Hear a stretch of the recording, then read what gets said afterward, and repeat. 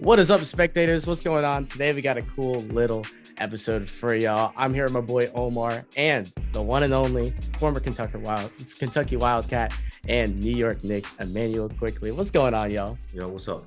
It's good. IQ, as they like to call you in New York. And we just want to know, what's it kind of like? You know, you've had your rookie year. It was a weird offseason going into your rookie year, and now you had a lot of time to kind of settle in with an actual offseason into your sophomore year. How's that like transition been to actually have some time going into all that? Man, it's cool, man. Like you said, being a Knick is really dope. Just being, for me, close to home. I'm like 3 hours away from home, so my family can come see my games and stuff. But it's really cool just being a Knick, getting to know everybody. The team's great. And the atmosphere in the garden is amazing. So being a Knick is really cool. Yeah, so I mean the atmosphere in MSG is nothing new to you because Kentucky, the crazy atmosphere. So it's like you're used to it, you know what I mean? So the transition from Kentucky to the Knicks probably didn't phase you because you already, you was used to all of that. But I'm sure a bigger transition was probably from your rookie year to your sophomore year. So can you just break down like how the game slowed down for you a bit and like what changed on your knowledge of the game compared from your rookie year to your sophomore year? Yeah, and I'm still trying to get better even to today. But just from my my rookie year to sophomore year, Right.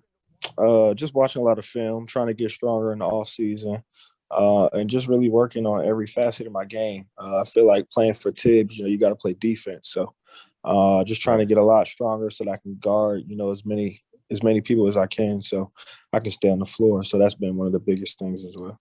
Yeah, man. And what's it like? You mentioned that defense with Tibbs. What's it like when Tibbs is out there like grilling into you at practice or during the game? Like, is that scary or you're just like, oh, that's Tibbs? No, it's great. I love his personality. He really fights hard for his players. He's in the gym more than any coach I've ever had. So it's great to have Tibbs. All our coaches work really hard and push us to be great. So it's really great. Yeah, man. And we also talked about you being a sophomore, and you had a guy that you were drafted with, and that's our boy Obi. And we see you guys around together a lot. You guys are always laughing and smiling. What's your relationship like outside of basketball? Like, what are some things y'all get like along with and stuff? Because I know it's got to be more than just basketball at this point, right? Yeah, Christmas, I had Christmas with him and his family. We chill all the time. His brother, Jacob, goes to Kentucky, so I get a chance to talk to Jacob all the time. We always go out to eat together anywhere we go. July, we always going out to eat together. So that's my dog. On the court, we have a great time. Like you guys see us all the time, laughing and things like that. So that's my dog for sure. Yeah, so like another boy of yours in the NBA is Tyrese Maxey, like he's a former teammate of yours in Kentucky. So like what does that feel like? I don't know. I'm just a regular dude in New York, you know what I mean? So like I don't know what it's like to have my boy that I went to college with to be in the A, you know what I mean? Like I'm in the Yeah, league with my boy. So like how does that feel to have somebody like that like from the past be in the league with you now?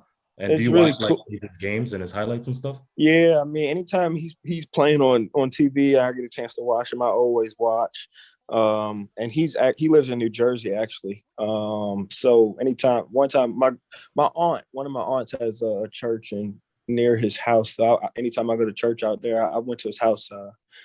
Maybe like a month ago or something. We just kicked it for a Sunday. So it's cool to just have somebody close that lives close that I went to school with, really good friends. So anytime we're watching each other, anytime we're watching each other, it's really cool. Yeah, and you get a guy like that, and it doesn't have to be about the basketball because y'all went to college together. Like you guys got to experience some cool stuff.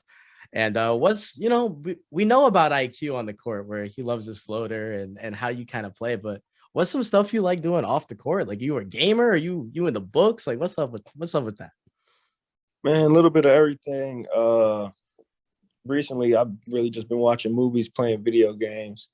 Big on Call of Duty and 2K. Those are my two best games that I'm best at. Reading a couple books. Right now I'm reading The Miracle Equation. I got that with me. Read my Bible is as often as I can in the morning and at night and things like that. My face really big for me, and just pretty much normal guy. I mean, I don't do too much Yeah. crazy stuff, but you know, like I said, just basketball, keep it simple, and chill with my family and stuff like that. Now, when you're playing 2K, are you playing as yourself, or or how's that work? I've actually used the Knicks a lot. Yeah, and when I when I am playing with when I am using myself in the game, it's so cool because like they got the announcer from the Garden on the game. So Yeah. you know, anytime it's a home game on the game, it's really cool because it's just different. It's different being in the league Right. and then playing with our team. So it's really cool. It's got to be a cool little like juxtaposition too, because you know you watch film, but you're not like listening for Breen. You know, you're just watching to get better. So like you're playing, and you're like, oh, that's me out there. He's calling for me. It's a fact, man. It's pretty surreal. It hit me like one of the last times I played 2K. It was pretty cool. I feel you, man. And then to stick on gaming real quick, you ever thought about streaming, or do you stream? I have thought about it. Right now, basketball is just like everything's just like still a little new. So like I'm trying to stay a little bit locked in. Maybe like 5 or year 6 or something like that. I'll get into it, streaming and Twitch and all that. I told 2K Ronnie if they do an NBA tournament or something this year, they'll hit me. At one point, I was top 10 in PS5 on 2K. So you're cold. Yeah, we'll see. We'll see if I ever get that chance to show it.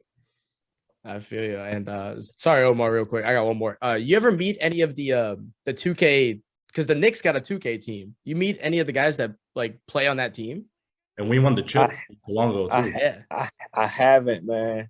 I did get a chance to watch like a little bit of it, see some highlights, but I haven't got a chance to meet any of them.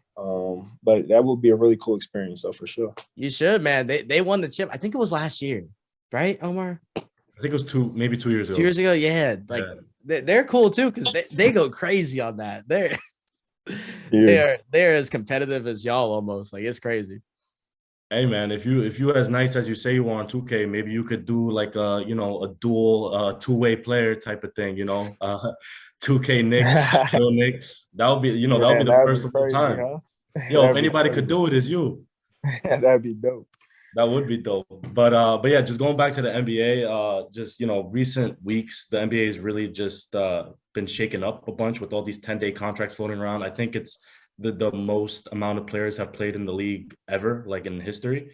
So I just wanted to ask you, like, what's it like seeing all the new faces in the locker room, and like how has it affected your game seeing the guys in and out? Like I know Julius is out right now and Obi was out. So like how does that affect your game, and how does it feel like seeing all the new faces in the locker room and stuff? I don't know if it really affects my game, but as far as just everybody getting a chance, I think it's great for all the guys that can, because NBA is not easy to get into, as you guys know. Not at all. For everybody to be able to get a chance, whether it's 10 days or getting signed, I think it's great for everybody that's getting a chance. And just to get into the league is hard enough. There's so many great players in the league, so I'm happy for guys that I know and that I don't know. So everybody has to just keep working and continue to stay on their grind and things like that. Yeah, and it's gotta kind of feel cool to see like some of these legends kind of come back. Like I know like Mario Chalmers got like a 10-day, and we've seen like ISO Joe had a 10-day. Is there anybody? I know it's a reach, but they don't have to be young either. Is there anybody you would want to see get a 10-day? Doesn't gotta be with the Knicks either. Just to see him back in the court. I don't know. I haven't really thought about that. Nobody comes to my mind. Like you said, ISO Joe getting a 10-day was really cool. I seen him playing in that TBT tournament, going crazy. So it was great to see him on the floor. Isaiah Thomas is doing good, and it's great to see him on the floor. So like you said, just the old guys that was getting buckets can still get a bucket. So it's really good to see guys like that continue to have success. Yeah, I mean, like off the top of my head, I would like to see like crossover to come back in the NBA. You know what I mean? Get one more ankle break. One more. Yeah, Yeah, that would be crazy. I mean, now we on the topic of like old heads and like idols and stuff. Like, who's that one player that you know, idolize or kind of replicated your game, or like, you know, watch a bunch of their film just to perfect your game more? Somebody like current or previous. Yeah, my favorite player of all time is Steph Curry. I got his jersey still in my room. He signed one of my jerseys that I got him. So that was my favorite player all time. I was a big LeBron fan. Still am a LeBron fan. Right. A lot of guys. Lou Williams is still one of my favorite players. CJ McCollum. It's a lot of guys. Dame Lillard. There's so many great players in the league right now, and it's really cool to be able to watch film and play against these guys, learn from them. Because one day I want to be on that level. You know, one of those best scorers and players in the league. So just got to continue to keep working and continue to keep learning. So yeah, and you know that's the cool thing about the NBA. Like everybody in the league, and you mentioned it, is good, and it's hard to get into this league, and it's even harder to stay. And, you know, just to know that there's some guys out there, whether it's at Kentucky or whether it's in high school, and they see you do a floater and like, I want to be like IQ. Like, right. It's pretty cool, man.